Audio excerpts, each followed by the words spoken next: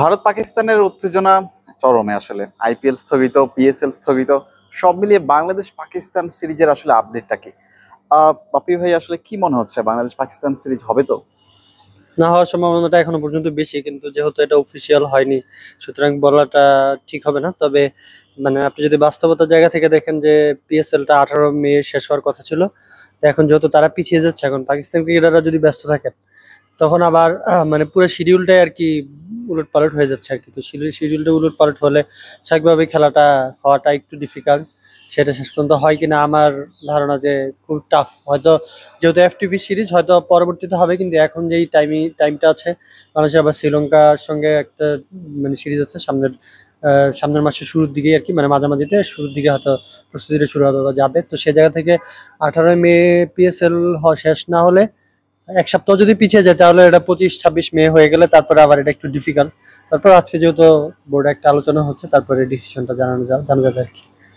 যেহেতু আসলে board meeting এর কথা বলছেন, শনিবার বরাবরই একটা মিটিং হয় বা পরিচালকদের নিয়ে কথা হয়, কিন্তু আজকেরটা অবশ্যই একটা গুরুত্বপূর্ণ ইস্যু কিনা, যে বাংলাদেশ পাকিস্তান সিরিজ আসলে হচ্ছে কিনা, বোর্ডে কে নিয়ে অবশ্যই আলোচনা হবে। হ্যাঁ, না এটা তো বোর্ড মিটিং না, ঠিক বোর্ড মিটিং বলতে আমরা যেটা বলা হয় সেটা না, কিন্তু কয়েকজন ডিরেক্টরদের সঙ্গে একটা আলাপ আলোচনা হওয়ার কথা। তো সেখানেই ফাইনাল ডিসিশনটা হবে। বলতে ডিসিশনটা তো আসলে এক ধরনের হয়েই আছে, যে ধরনের বাস্তবতার মধ্যে ভারত এবং পাকিস্তান আছে, ধরেন পিএসএল বা আইপিএল এর মতো টুর্নামেন্ট যেখানে স্থগিত হয়ে যাচ্ছে, সেখানে একটা বায়োল্যাটারাল সিরিজ হবে কিনা এটা একটা বিরাট প্রশ্ন হলেও নিশ্চয়ই পাকিস্তানে হওয়ার মতো পরিবেশ এখন আর নেই। যেহেতু পিএসএলটা ওখান থেকে সরিয়ে নিয়ে এসেছে, আপনি জানেন বাংলাদেশের দুজন ক্রিকেটার ছিলেন ওখানে, তারাও ফিরে আসছেন আর কি, বাংলাদেশের পথে আছেন। তো সেই জায়গা থেকে এখন এটা একটা বায়োলেটারাল সিরিজ হওয়াটা খুব ডিফিকাল্ট আমার মনে হয়। আজ বিকেলেই ফিরছেন পাকিস্তানে থাকা দুই ক্রিকেটার রিশাদ হোসেন এবং নাহিদ রানা। অবশ্যই একটা শঙ্কার বিষয় ছিল যখন ভারত এবং পাকিস্তান এত উত্তেজনা আসলে, বিসিবি কে অবশ্যই একটা ধন্যবাদ দিতে হয় কিনা, যে খুব দ্রুতই তাদেরকে আসলে ফিরিয়ে আনা হচ্ছে।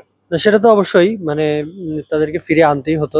শুরুর দিকেও কিন্তু অতটা দুশ্চিন্তা, যখন মিসাইল অ্যাটাকটা হয়েছিল শুরুর দিকে, তখনও এটা এত বড় কিছু ছিল না। পরে যখন আরো অ্যাটাকটা যখন আরো বাড়তে থাকলো, বা এটা এখন ওখানে স্টপ হলো না আর কি, এবং একটা পাল্টাপাল্টি হামলায় এটা রূপান্তর হলো, তখন ক্রিকেটাররা নিজেদের উদ্বেগের কথা জানিয়েছেন। বিসিবিও এখান থেকে নানা ওয়েতে যোগাযোগ করেছেন। তো সেই যোগাযোগের ফলে এখন ক্রিকেটাররা অলরেডি দুবাইয়ে আছেন, এবং তারা আজকে বিকালেই হয়তো আসবেন। তারা যে উদ্যোগটা নিয়েছে বিসিবি, সেটা তো অবশ্যই আপনার ফ্যামিলি মেম্বারের মতোই। তো তারা তো ফ্যামিলি মেম্বাররা একটা যুদ্ধের জায়গায় থাকাটা তো আসলে সেফ না, এবং আপনি যতটুকু করা দরকার বিসিবি এজ এ গার্ডিয়ান তা সেটা করেছে। আমরা জানি যে পাকিস্তানের আগে কিন্তু দুটো ম্যাচ রয়েছে সংযুক্ত আরব আমিরাত, সেক্ষেত্রে যদি পাকিস্তান সিরিজ পিছিয়েও যায়, আরব আমিরাতের সঙ্গে সিরিজটা হওয়ার কোনো সম্ভাবনা দেখছেন কিনা? না, এই সিরিজটা তো আসলে হবে কিনা সেটা বলার মুশকিল, কিন্তু এই সিরিজটা মূলত ছিল যে প্রস্তুতি, যাওয়ার আগে একটা ট্রানজিটে থেকে কিছু দুটা ম্যাচ খেলে যাওয়া, বা একটা প্রিপারেশন টাইপ এই ধরনের একটা ব্যাপার ছিল। এবং দুবাইতে আপনি জানেন যে এখন অনেক গরম, কিন্তু সংযুক্ত আরব আমিরাতে দিনের বেলা খেলার মতো কোনো পরিস্থিতি নেই।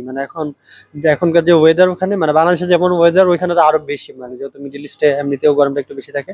তো এই এত গরমের মাঝখান দিয়ে গিয়ে বাংলাদেশ দুইটা ম্যাচ খেলবে কিনা সেটা একটা বড় প্রশ্ন। বিশেষত যদি পাকিস্তান সিরিজটা না হয়, তখন তো এটা নিয়ে আরো বড় প্রশ্ন আর কি। আমরা কথা বলেছি আসলে বাংলাদেশ এবং পাকিস্তান সিরিজটা হবে কিনা সেটা সম্ভাবনা নিয়ে।